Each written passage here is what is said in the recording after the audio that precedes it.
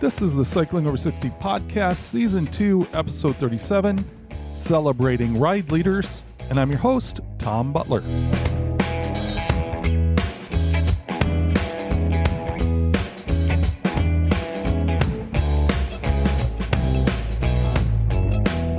I am back with the latest update on my attempts to use cycling to get and stay healthy. Thank you for joining me here on the journey. In the last couple of episodes, I've talked about the 422-mile ride that I want to attempt as the challenge for this season.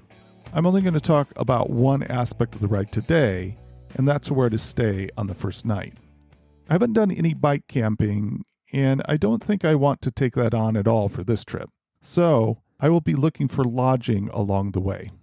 However, on the first night, I will be stopping at a place in the middle of nowhere that only has camping. Now, I like tent camping a lot, but I don't think I'll get as good of rest camping as I would like to for this trip. So I'm trying to think of some options. Because I plan to have someone driving the route for support, after I stop, I could go back 15 miles and find a vacation home rental. That wouldn't be too bad, and it is all beautiful scenery in that area. Another option is renting a motorhome for that night. New Halem Creek Campground looks beautiful, and I think an RV would allow me to get a good night of sleep. I don't know much about renting an RV, but I think I will check that out. I might even do a trail run earlier this summer. Of course, I could just decide to make a tent work. I do think that would be the best way to enjoy the scenery. However, our tent is huge. It is more of a portable lodge than a tent, really. So I think I would need to buy a new tent or borrow one. And we normally inflate a massive airbed when we camp. I would need to figure out a smaller mat that would be comfortable. I do have a bit of work to do to get that first night worked out. I'm loving the Cycling Over 60 Strava Club. The biggest thing is I really enjoy going to the recent activity tab and seeing ride pictures. I don't know what I'm going to do if the club gets really big. I could spend all day just looking at the ride pics. It's also fun following the leaderboard each week. One of these weeks, I'm going to purposely put in some serious miles so that I can move up on the leaderboard. Actually, I need to do that just to chip away on the miles I'm behind for this year's goal. A couple of weeks ago, I talked about my wife Kelly getting a cruise bike. It has been really interesting watching her get used to riding it. As her family and friends predicted, she is picking it up really well. However, it does take work. It looks really fun to ride, and when I watch her, it seems like I should be able to jump on it and just go. However, I know if I tried, it would be humbling. I think the next couple rides, she would feel comfortable enough for us to hit a bike trail. It will need to be flat. Her legs are getting used to working in a totally different way, and it seems like she's expending more energy as she learns to ride. But I don't think we'll have any problem finding a nice flat ride for us to go out and put a few more miles on the bike. My daughter McKenna got a bike fit this week. I mentioned that because, again, it illustrated the value of a fitting. I sound like I'm getting a kickback from bike fitters, I know, but I am just so impressed with the difference it can make. For McKenna, she found that her feet have an issue that means she needs customized adjustments to the shoe bed. It was just so great that she got expert advice on that issue. The weather here is getting nicer all the time, and I am looking forward to a couple of really awesome months of cycling ahead.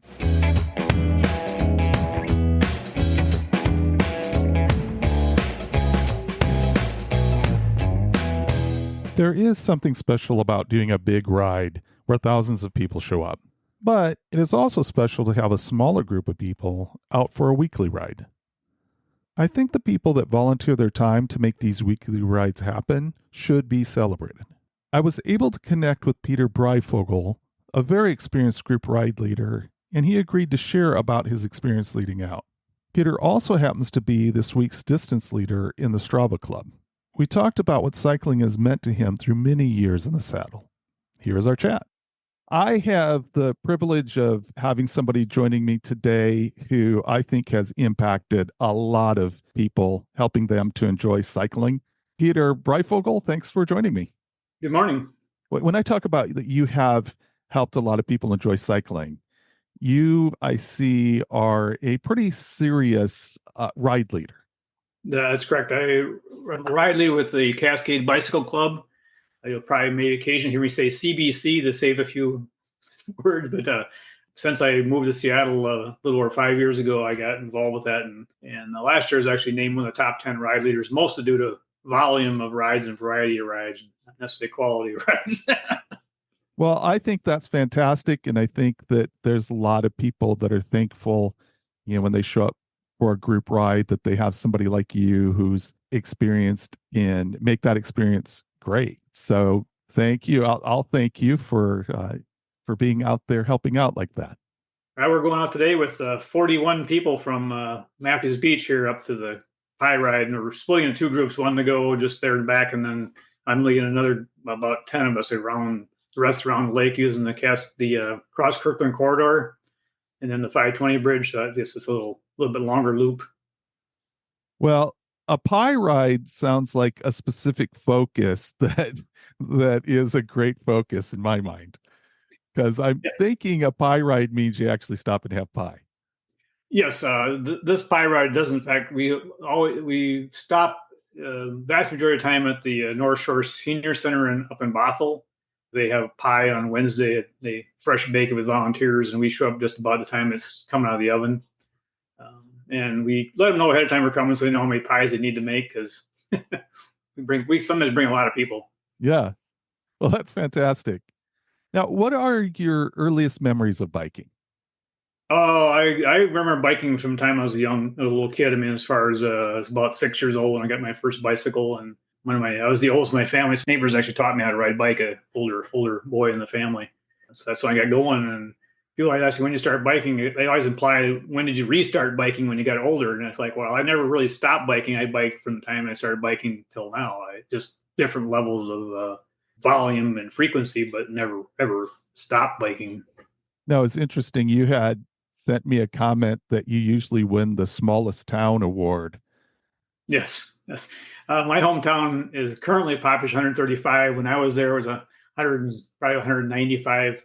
It's about, if you ride every road and alley in town, it's less than 9 miles. That's riding the alleys and stuff. I mean, you can see farms out every corner of town. It's in a flat plain, so it's a very, very small town. You said something there that you have always been biking. I'm wondering if you can talk a bit about how different it is, like biking as adult versus biking as a kid, or is it the same? Well, I just tell people that biking makes me feel young and like a kid again. I don't feel my age when I'm out on a bicycle. So I think emotionally it's been the same for me. It's always been a very fun activity.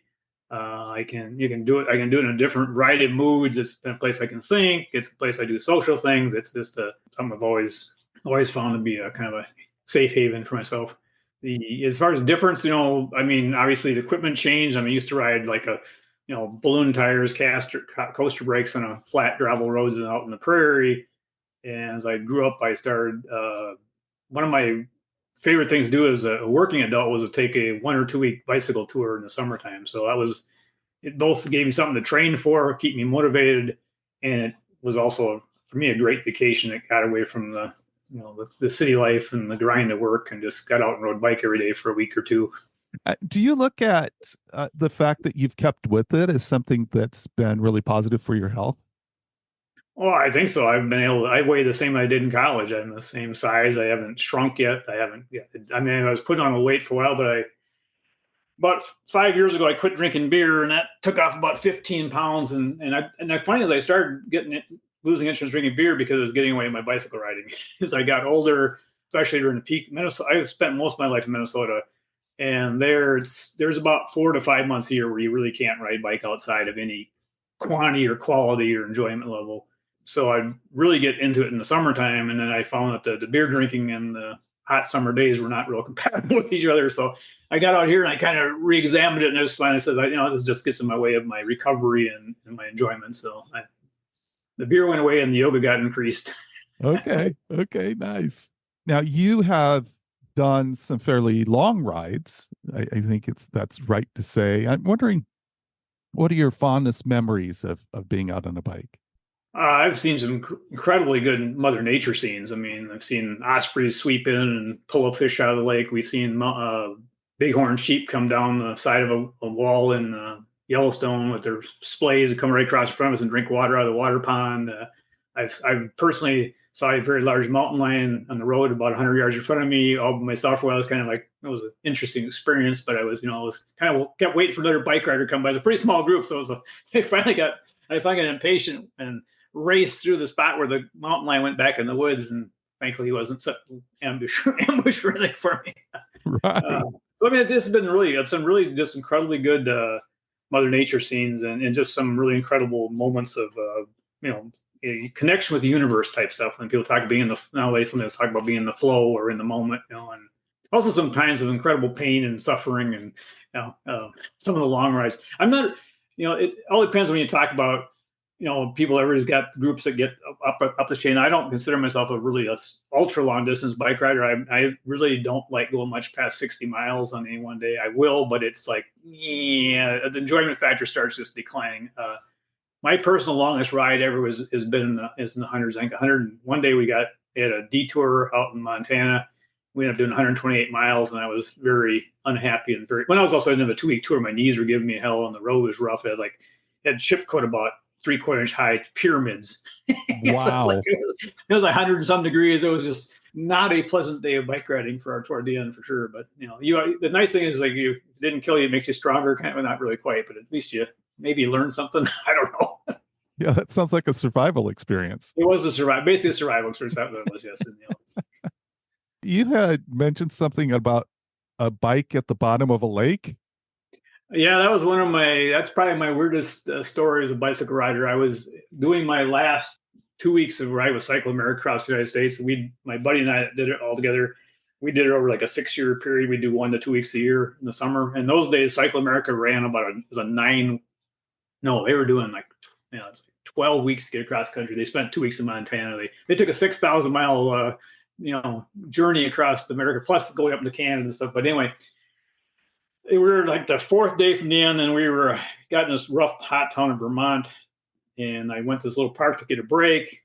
I talked to the lady at the concession stand, and then I told her where I was going. She was just right across the lake there. It's like, well, that's kind of cool. It's like, doesn't look very far away. And then I found out after kind of talking, I could actually rent a canoe there and go one-way rental over to this thing versus riding all the way through town.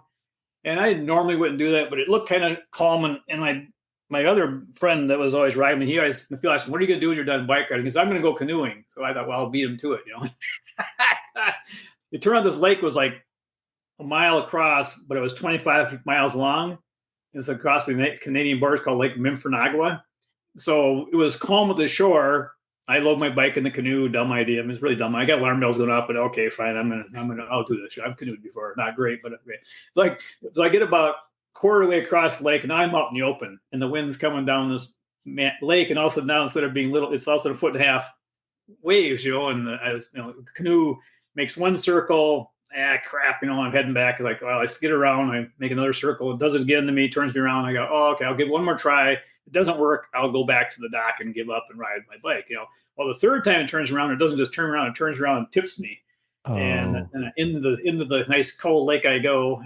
Luckily, I was wearing my life vest. I had my helmet on and stuff. And I just got rescued by the United States Coast Guard because it's a lake that goes across into Canada. So there's a big, sized Coast Guard boat on the lake. Okay. So that was one of my claim fans. I went on a bike ride and got rescued by the Coast Guard. How's that?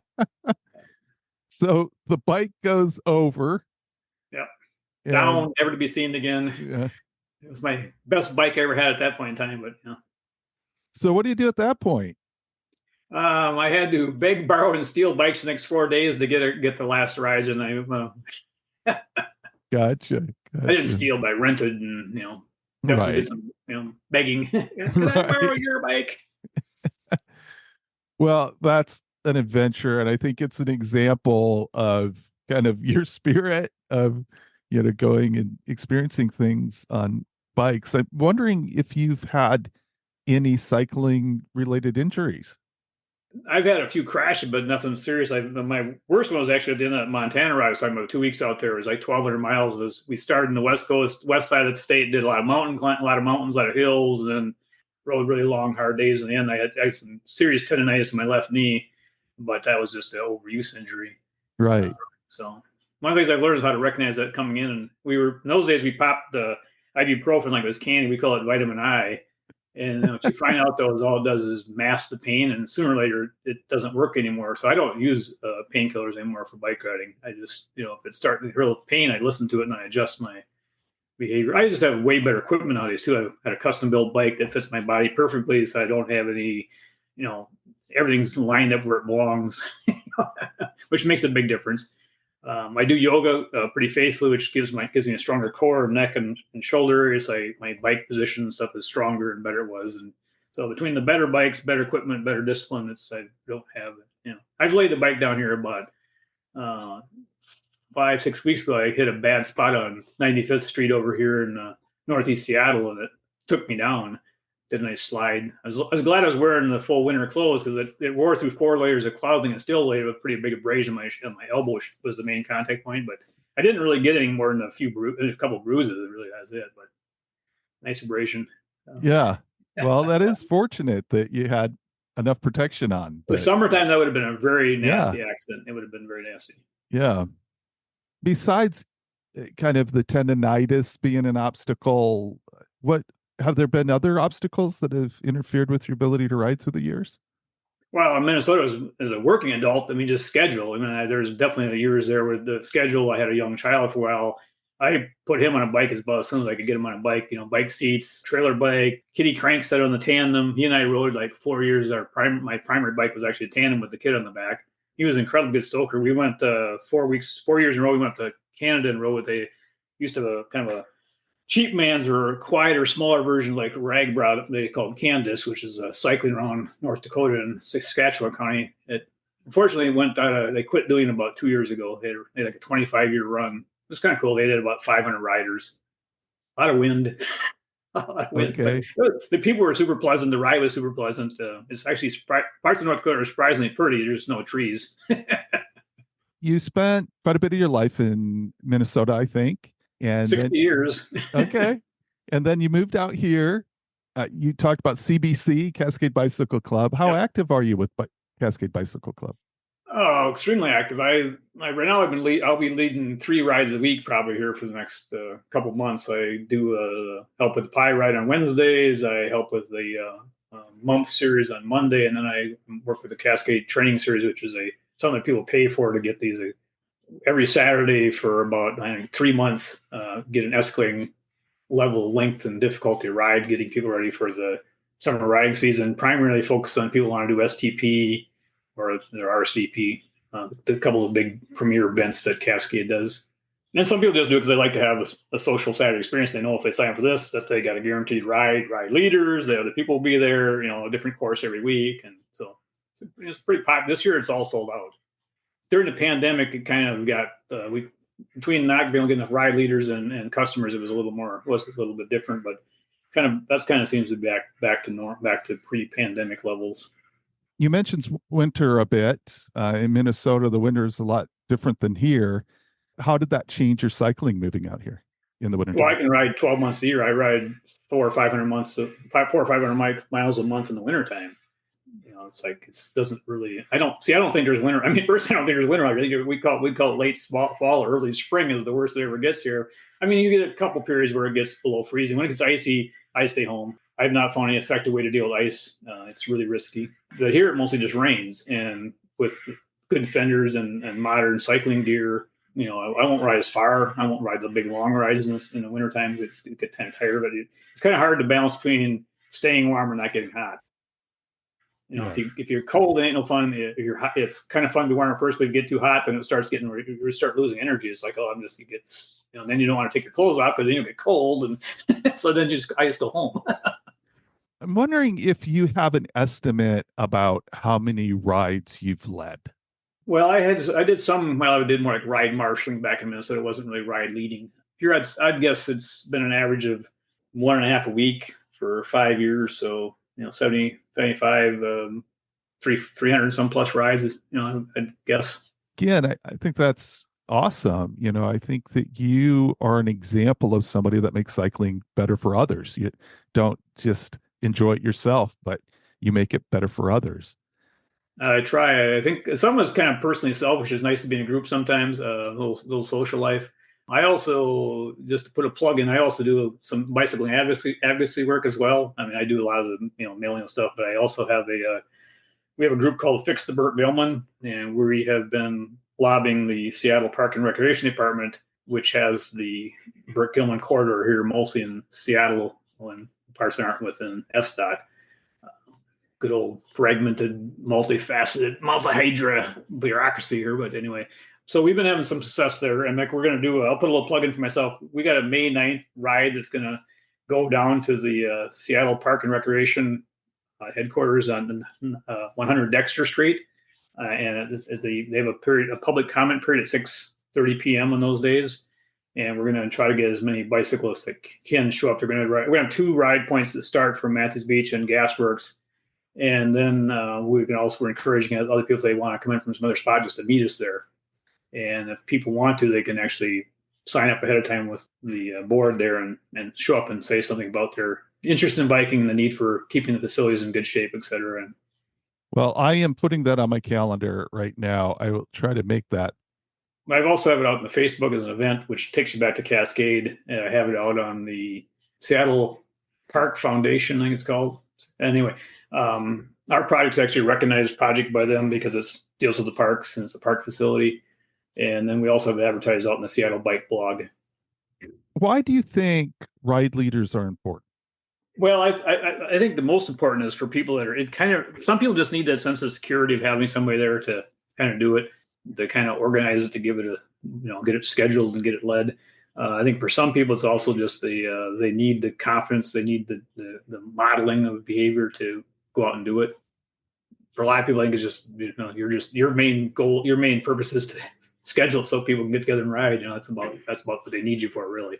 We've had some really fun ones. We had a lady that started with us about 4 years ago. Was brand new to biking. Now she's out riding in Thailand and Spain and and the bicycle tour. So we look at her as like, wow, that's the kind of ones that kind of gives you chills. And you think, I started that person from almost scratch, and they're now doing things I'm jealous of. Right.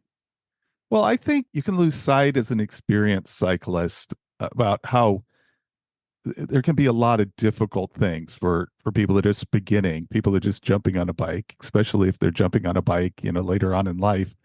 One of the things that I really appreciate is that you know the route and Okay. you know where things are likely. I hate to tell you, but I sometimes don't know the route. But I use I have the mapping software on my computer and off my phone. So sometimes I'm just listening to the cues just like everybody else. But I usually looked at it ahead of time, at least on on either Strava or Ride with GPS, and at least kind of ran it through my mind. And I've probably ridden some similar areas.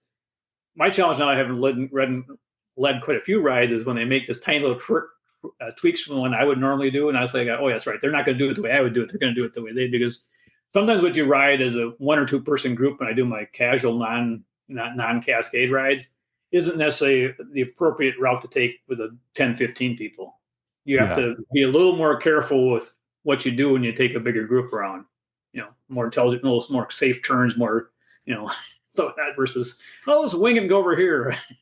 Yeah. And again, just that thought process to me is really valuable. I can hop on with a group ride, and those are things that I don't have to think about, and I can focus more. So I think it's awesome. There's a big difference as far as abilities out there. How does that get accommodated for in a group ride? Well, Cascade Bicycle Club has speed groups. They start with the lowest is leisurely, like 8 to 10 miles an hour. We have steady, which is 12 to 14 miles an hour. Moderate, which is 14 to 16. We have brisk, which is 16 to 18. They all kind of bump up against each other, but they don't overlap. Even with those, it can be surprisingly, the difference between 14 miles an hour and 16 miles an hour is not trivial, because the wind resistance is actually a logarithmic scale. It gets harder as you go up, and your position on the bike becomes more important. But anyway, the way we accommodate a really big spread is we have pace groups, and you join a pace you belong in, and we tell people that they have to pick the right pace, because we are not generally a no drop policy riding group. mean, some rides say that because they're going to usually be leisurely groups or maybe a steady group and a kind of a tourist type approach. We're going to stop and do a sightseeing. They'll be advertising no drops. But if you show up at a moderate ride and you can't keep up, the ride leader is going to talk to you and say, you were supposed to you know how to get home, where you're going. And most of them admit, yeah, I knew I was kind of taking a chance at this. I know my way home. Thanks for letting me try, and most people take it pretty well. I mean, because they knew what they were doing. They were up pacing themselves and they weren't ready for it, So that's how we handle it. It's like basically if you can't keep up, and we try not, and from the other side, we try to get the ride leaders not to go over pace because it's sometimes a little challenging if you're leading a slower group than you're normally used to leading. That's what I use my odometer for. And I also use on slower rides, I take my heavier bike because that way it makes me go slower and it's harder work. So it's like I get a good workout at a lower speed. So it works out good for me too. Like I'll do it today. I'll ride my heavier touring gravel bike to lead a steady. Well, I'm going to do moderate today, but it'll be a lower end moderate. We're going to do the gravel and the Kirkland corridor. But that's how I personally manage it. I use my odometer. I use my choice of bicycle. I lead like one leisurely ride a year when I help do a hot cocoa ride down at the park for a cascade, which is just go around the Magnuson Park and goof around. I even ride my rad for that because I'm just goofing around. I might as well make it really easy for myself, And then the pie ride, traditionally, if we're just doing the one ride, is a steady ride, but we do in there because again, even 12 to 14 is a different speed. When we get a big enough group, we do one group goes out at 14, which I usually lead. Another group goes out at 13. Another group goes out at 12. And that way everybody kind of slide in the group they feel comfortable with. And we all get in the same place in 10 minutes, 15 minutes difference. So, really a big deal, but it just helps people get in the group they're comfortable with, because otherwise you got people falling back and it gets to be kind of a mess. I like the aspect actually of someone saying, okay, you're not keeping up, but we're going to go ahead and move on, because then I feel like I could try a faster ride. And if it's a bad day or I'm just not up to it or whatever, then I know that I'm not going to be holding everybody else up. And we've got a good deal for you then. We have our Monday Mump series usually leads out 3 different pace groups going a lot of times on the same route. And so people can actually safely try the fast ones go out first. So you can safely try one group up. And if it doesn't work out, you can fall back to most common is somebody will try the moderate group. It's too fast for them because sometimes we were running at the top end at 16 is pretty hard actually, or as far as I think anyway. And somebody like this thing, then just fall back and ride the steady group. We also have shortcut options in most of those routes too. Like if we're doing a long lake loop, we'll always point out to people, here's your chance to go back across the 520 trail and cut this ride in half. It's really easy back from here. How's that? And we have people take those options. And it's like it's not their day. They're in over their head and they're going to go home. what does MUMP stand for? Oh, something like Monday Urban Merry Peddlers. It's just okay. We got lumps, we got trumps, we got it's like who knows? It predates my time. Gotcha. So after the main thing is M is Monday. Right. So over time, it just becomes mumps, and no one remembers what it means. Right. Looking at a group ride, are there some components that you think are really important to make for a good group ride? Well, we always start with required safety briefing. We have a nice little acronym called SMART, which is stay alert, maintain space, act safely and predictably, respect the rules of the road, and talk and think. And if you actually do those things, you're going to usually have a pretty good group ride. If people are, respectful of each other, they aren't. We're not a racing group, so we don't emphasize. In our faster groups, we definitely draft each other a little bit, but it's not like trying to set a tight pace line or that at all. But we, definitely draft because at 16 miles an hour draft is pretty important. And and one of the things that we do as ride leaders is try to be cognizant of our starting rate away from a stop sign and stuff like that, so we don't just sprint away and make everybody chase you back. You actually try to start at a more calm take up, because in longer groups there gets kind of a daisy chain effect or a whiplash effect. So you want to kind of let everybody have a chance to get up to speed together, right? Instead of chasing. Because the one thing is we take turns on bigger rides. We do the front, we call it the lead. We also do the back, we call sweep. And as a sweep, you get to understand the impact of if the ride leaders are being too aggressive in their start off. And sometimes you'll talk to your fellow ride leaders and say, you're kind of taking off a little hard there, because it's really hard to catch up in the back. The other thing, as far as talking about mixed groups, one of the things we've had to deal with in the last few years is the rapid uptake of e-bikes. and e-bikes joining the group rides. And it takes a little different coaching for the e-bikers to recognize they're on an e-bike and not, hot dog it or forget how easy it is to. I sometimes won't sweep an e-biker because I'll let them know what I'm doing because they can take off faster and sometimes they'll lag back and then they'll hit the throttle and then they'll zip away and then you're sitting there all by yourself out in the wind. And so I was like, I'm going to ride in front of you. You can tail me. That's fine. I don't have to be the absolute last rider on the ride, Right. So, Right. and I think most of as we've seen them get more used to it, a lot of the e-bikers, especially the more older ones, most of the older e-bike riders are older riders, and they're starting to learn how to use their equipment better and fit in and not overuse the motors. Which is good. Cascade Bicycle Club has rules that need to be followed if you're a group rider for their rides, and they also require I think you become a certified ride leader. I'm not sure if that's the right term. Yeah, we're certified ride leaders. I mean, it's kind of it's mostly knowing the smart talk. It's mostly being coached on how to deal with starting the ride. So there's to come to a group ride as a participant, you have to get a Cascade membership, but the membership's free.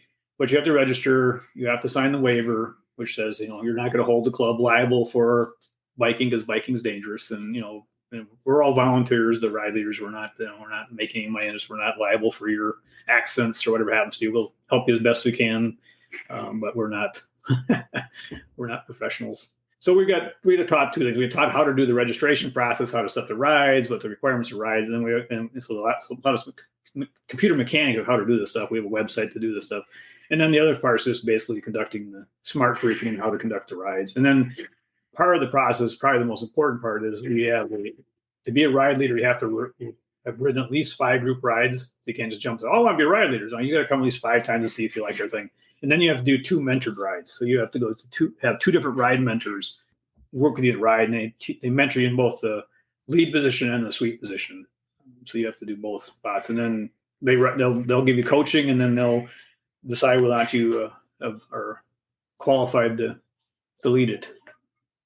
It seems valuable. Do you see that making a difference as far as if you sign up for a Cascade ride, you're getting a certain level of ride leadership? I think that's true. I mean, it's a big group, and I only participate with a certain subset of it. But I think in general, yes, it leads to a more consistent quality approach. We definitely require people to be there for the smart briefing. If they don't show up for the smart briefing, they're not on the ride. Of course, usually I tell people something else is like, well, I can't stop you from riding. These are public streets and public trails, so you're just not on our ride. I can't stop you from being here. But if you want to officially be on the ride and have this, whatever additional support we provide you, then you have to be there on time and listen to the smart talk. And not everybody is cut out to be a ride leader, I'm sure. What are some of the things that make for a good group ride leader? Well, I think you have to be, I don't know if you have to be an extrovert, but you have to be confident of your ability to speak in front of a group, do the smart talk. You have to be relatively assertive. I may be overly assertive at times. But you got to be willing to coach people if they're not, and give them feedback if they're not keeping up or they're not doing something quite right. You can't just you can choose to ignore it, and I think some ride leaders do choose to ignore stuff. But I think in general you have to be aware of trying that the goal is to get everybody home safely and have fun. Safe first, fun second. It sounds like that you also need to be strong enough of a cyclist to handle a ride. Oh yeah, you have to be. I will ride on brisk rides, which are the faster rides. I won't lead a brisk ride because the 2 positions that we take are the hardest 2 positions on the ride. The person in front breaking the wind and watching scanning traffic, and the person that's at the end, who's the turn signal for the group, watches the traffic behind, and then also has the most problematic catching up with this group surges. You're in the most snapping position of the bunch. So they are the 2 hardest spots of the ride. You should be strong enough to ride the ride comfortably. And so you shouldn't be out there pushing your limits because then you won't be able to be effective as a leader and a decision maker. Right. Yeah, it makes sense. You talked about being aware of cars, being aware of road conditions. I'm struck by all the things that a ride leader has to be looking for. Maybe it's become pretty much habit for you, but What are some of the things that you think about that a group rider needs to be aware of on the road? I personally think it's the same as if you're riding by yourself. You're especially the leader, because you have to do those same things to protect yourself. You have to watch your lane position. You have to watch the surface qualities. You got to watch for traffic. You come up to intersections. I mean, the only difference is a ride leader, then you communicate that information back to the people behind you. I mean, maybe you also be a little more cognizant of the impact of having a bigger group. But in general, the scanning and paying attention part is what you should be doing when you're riding by yourself. Now you just have the responsibility of making a decision for a little bit bigger group. You have the responsibility for passing the information back because people might not be able to see it. But so I think if you're a good, you should be a really good, safe solo rider. If you're not a good, safe solo rider, you're probably not going to be a good ride leader. Yeah, good point. There is a lot of communication that goes on, and that communication frequently goes on with hand signals. Can you talk about that a bit? Where those signals come from, and how do you learn those signals? Well, the turn signaler would be the old-fashioned car signals from your left and right arms that tell you're turning, which a lot of times is as much communicating to the vehicles as it is to the fellow riders. A lot of the riders got the navigation systems running too, and they're hearing the same thing: turn left. But the cars need to know you're turning left or turning right. The slowing signals kind of put your hand down. The slow pointing to stuff and kind of waving your hand just means there's an obstacle, something coming on whatever side you're pointing to. And then the verbal stuff. There's not that terrible many hand signals. I mean, I personally, if I'm pointing at a post, I'll point up so people can kind of get there's a post up. We communicate about if you got people coming in you point to the people coming at you, like, okay, you got walkers coming in or bikers coming in, which is more trail issues. Trail issues are inbound pedestrians and bike riders, or ones on your side of the road, and the road is more car issues. Occasionally, pedestrians can surprise you. I almost made a mistake the other day myself because I was so busy watching for cars stuff in an intersection, and a pedestrian decides to pop out of the side of the road on me, and like, and like, you didn't stop for us. It's like, I didn't. Sorry, I hate to say this, but I didn't see you. You had mentioned that you practice American League of Bicycling and savvy cycling practices. Can you talk a bit about what you mean by that? Sure. I went to almost a week-long course quite a few years back to become an American League of Cyclists certified instructor, both to be trained to be a better bike rider myself and also be able to teach a course called, and it was those days called vehicular cycling. The American League of Cyclists, what they talk about is when you're riding a bike on the road, these are primary refers to road stuff, is to ride like a vehicle as much as possibly you are a legal vehicle. And maintain a steady line so you don't, classic example of casual riders, they'll weave in and out of parked cars, and then they have to always worry about coming back into traffic. The American League of Cyclists would recommend that you would stay in the line that you're going to have to maintain for the next couple of blocks. If you see a parked car a couple more 100 yards of feet, you don't move in between them. If you're all by yourself and it's a quiet day, fine. You want to get a car by. And that's where the cycle savvy people, they call is control and release. So you control the lane, you scan, you say, oh, fine, I can let this car by. You get out of the way and you release the lane, let them get by you, and then you come back out again. The challenge you make a lot of times, you got to look back and see how many cars there are, because sometimes you let one car by and then 6 other ones will cram you into the back of the car and won't let you back in again. So if I see that, I won't release, because I just know what's going to happen. The car drivers will not be courteous, because a lot of them didn't see you in the first place, so they're tailgating the other person. So you got to kind of be cognizant of the way people behave when they're driving in cars too, their behavior. So the main thing of cycling, savvy cycling, is being, know you have the right to control the lane, release the lane when you can, be courteous, but it should be when it's safe for you to do so. And that's, I think, the main thing they both kind of says is you have a right to be out there. Being out more to the left is actually safer. You're more visible. I've seen that myself. Sometimes I have let the lane go. Somebody will come in from the right turn lane and they're looking out to the middle of the traffic lane for the car. If you're in close to the curb, they don't see you. If you're out in the middle of the traffic lane, they see you, because you're out where they expect to see you. So that's one hard to get a lot of people to do. They want to not go left. And I personally want to err if I have to make a mistake or I want to make a change direction. I want to change my momentum to the right, because that's where the curbs are at. That's where the boulevards are at. That's where safety is at. Having to suddenly adjust left is not a good thing, because that's where cars are at and trucks are at and stuff. So you better to keep them behind you where you're still seeing, maybe they're a little frustrated, but guess what? You're going 10, 50 miles an hour. You're doing everything legally required. You do not need to get out of their way. They might honk at you. That's great. Let them honk at you, because if it's not safe for you to get out of the way, then don't get out of the way. Yeah, I think there's so many misconceptions when it comes to car drivers about, this road is made for cars, not really understanding that no, the road is made for everybody to use the Yeah. road, not just for Vehicles cars. most of the tar road processes got started by bicyclists way back when. America was called the American League of Wheelmen, and they were one of the first ones to actually the fight for better roads. But yes, we're legal vehicles. We have only a couple special things. We're supposed to get a 3-foot pass minimum width, which they probably don't expect on. But in cars, they normally change lanes. This thing kind of pointed. If you change a lane for a car, but you don't want to change a lane for a bicycle, even more smaller, you're going to get around us quicker. Why don't you just change lanes?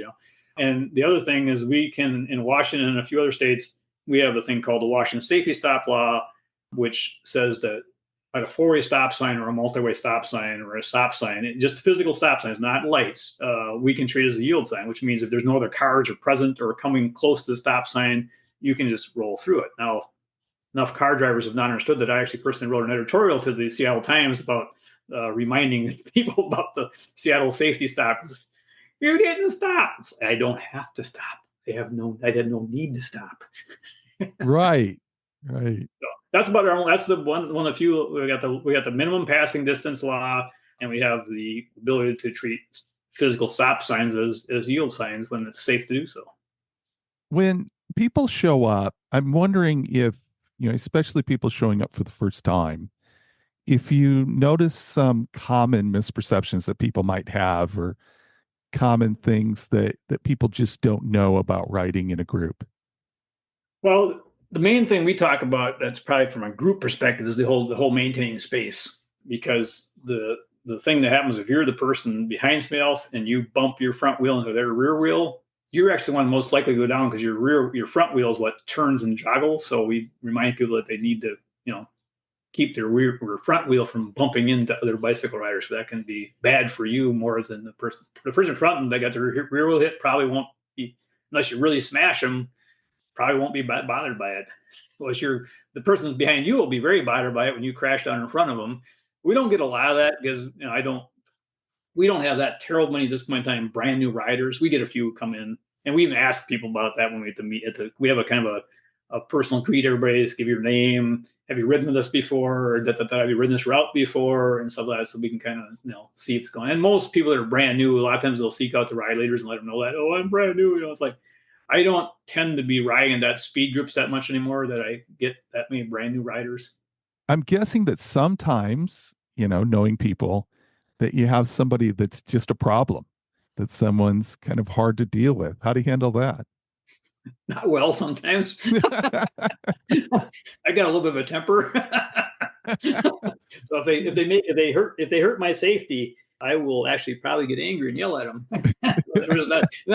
Which sometimes makes other people a little bit bothered by it. But it's just it's the old fight or flight thing. If you just threaten my safety, it's probably not going to be pleasant for you. Verbally, Well, I mean, I do think that it's important that you set a clear boundary at times with some people, that, this behavior just isn't appropriate. Right. It's not one that a lot of people like to deal with, because, there's some, it's like people want to be accepting to people in the group, or somebody else. If it's somebody's having just, blatantly just not playing the game right, you got to talk to them. And that's why probably the most uncomfortable roles of a ride leader is to have to deal with the problematic rider, Right. Because they don't always think they're problematic, Yeah. Yeah, I can see that. Talk about the social side of group rides. How often do you include something like a stop for a snack or coffee? You talked about the pie ride. What's the dynamic there about stopping and visiting? It really depends on the ride leader and the ride. I mean, some of them are. My impression is that the higher the speed rides, the less likely you're going to have a lot of that, because they're out there for the experience of riding at a pace at a different, in a speed.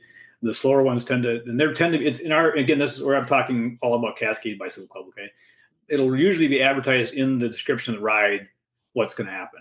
Like some rides, like guaranteed that pie rides, pie or some bars at the bakery if the pie shop has been open. The Friday ride, the front ride insists on there's a lunch break scheduled in or a social event. Our Monday mumps group, we absolutely do not stop for anything. We have a snack bar at bathrooms, and because we're trying to get done by a reasonable hour, and it's more about the ride. So it really comes down to the group and the ride you're riding with. Like the pie ride, we spend 45 minutes up there having coffee and pie and having quite a bit of social life. And it's a slower paced ride. It's all on the Burke Gilman Trail. Everybody's regular. There's a lot of talking on the ride itself because people are socializing with each other and stuff. So as someone that's going to do a group ride, it seems like it's kind of up to you. It's like, what are you looking for? And you probably find whatever you're looking for. If you're looking to hit the road and do a ride and be done as soon as possible, you can find those rides. And if you're looking to hang out and enjoy the interaction, there's you look for that kind of ride. Right. And the Cascade website has the ability to pick filters on the rides you're searching for, as far as by the pace, the starting location, the distances, so you can kind of get into that thing, and then you can read the descriptions. All the rides have a description with them. They have the distance, usually the terrain. They have usually a link to the route, actually a link to the route map, so you can actually see the route you're going to ride, so you can know you're familiar with it. The starting location, estimated time, and then cancellation policy. So is this a ride that goes unless there's severe, like a hurricane, or is this a ride that there's 2 drips of water in the air there, it's over with? Right. So I think they do a pretty good job of that kind of stuff. I don't think there's any criteria like, does this have a snack break or anything that you have to look in the thing. But you'll find that again, my impression is that generally, if you're looking at the leisurely steadies, you're much more likely to find a snack break, a rest break, a social event, than if you move above, moderate and above, you're going to find less of that usually. So you've done some pretty long rides. You talked about not necessarily enjoying going more than 60 miles. I've done the Cascade rides I've done are called they're tour lights. They're like 3-day long weekend rides, and those sometimes go up in the higher ranges. I have done Cascade. I don't think it's right now. I think it's on hiatus. There's one called the High Pass Challenge. It ran from Packwood up to the Windy Vista by Mount Rainier. That was a 104 miler. 52 miles, it was about 30 miles of climbing and quite a bit of flat. Rode the Ride the Hurricane out of Port Angeles up to the former Windy Ridge Viewing Center, or not Windy Ridge, the Hurricane Ridge Visitor Center, which burned down unfortunately last year.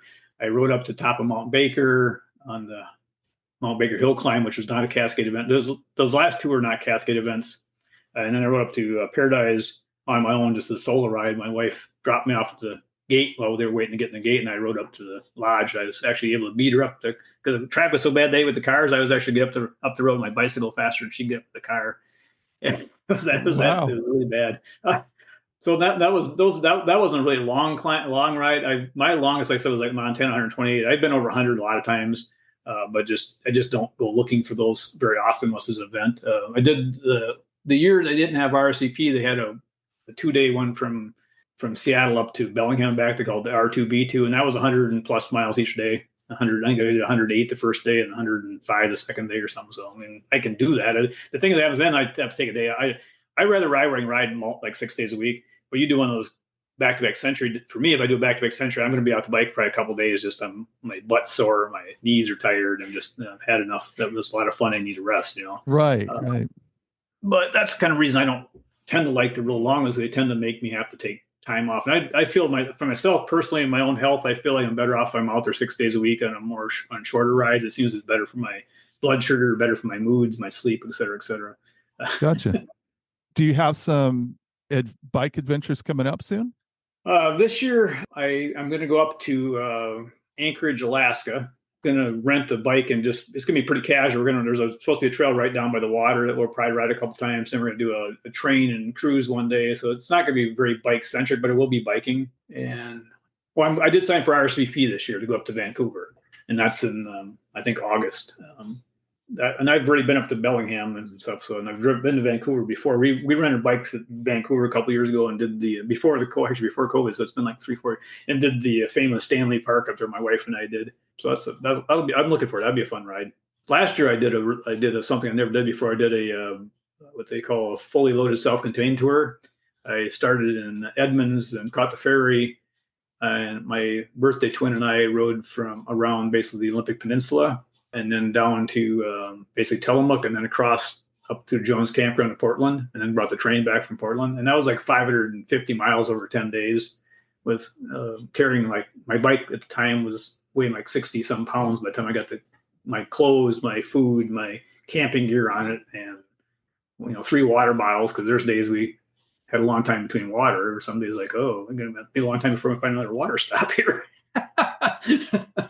So that was kind of, I always said I was never going to do that, and I ended up doing it. I actually ended up liking, but we had just incredible luck with the weather. We had a mild weather, a light tailwind. It was just like this, really, really nice in that regard.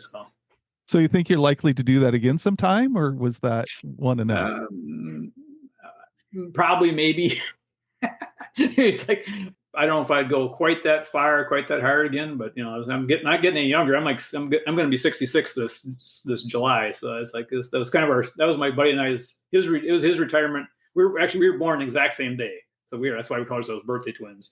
And we got to know that about each other about 15 years ago. While I was on the board of the Bicycle Alliance of Minnesota for 10 years, and so it was just kind of like basically the Cascade Bicycle Club minus the free group ride program. Had the events, had the education, but there was a big bicycle group in Minnesota, right in the Twin Cities, called the Twin Cities Bicycle Club, that was like the free group ride program. So we didn't compete with him on that part of it. That's where I got to know him, and so that was his retirement adventure, and it was my first introduction to fully loaded touring.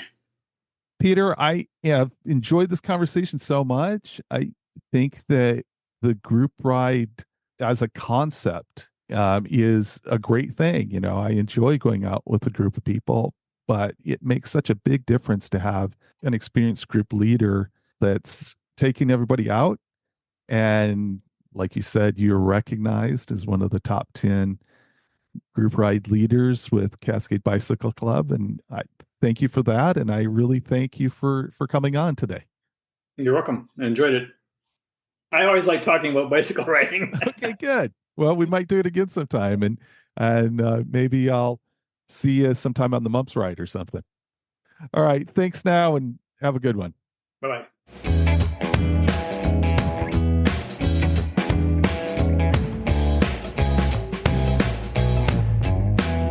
I think someone like Peter, who has spent his whole life riding, brings a level of bike knowledge to a group that I'm not sure he is even aware of. I especially like that he recalled launching a woman on her way to getting familiar with riding, and then it turned into wonderful bike adventures. I think that might be the greatest aspect of free group rides. I have to admit that I favor the rides that stop halfway on a route to socialize and enjoy some food. But I do think I will join a faster ride and see how long I can hang with it. I would get dropped pretty fast on an 18-mile-an-hour ride, but I think I might be able to stick with a 16-mile-per-hour pace as long as I wasn't expected to do a lot of pulling. We focused on the Cascade Bicycle Club group rides, but I would love to hear how active it is in your area. Do you have an organization like Cascade that facilitates group rides where you are? You can find my email and Instagram in the show notes. And if you are a Strava user, please jump in the Cycling Over 60 Club and share a message there. Whether a leisurely ride is the best for you, or you like to push the pace higher, I hope you're finding the perfect group for you. And remember, age is just a gear change.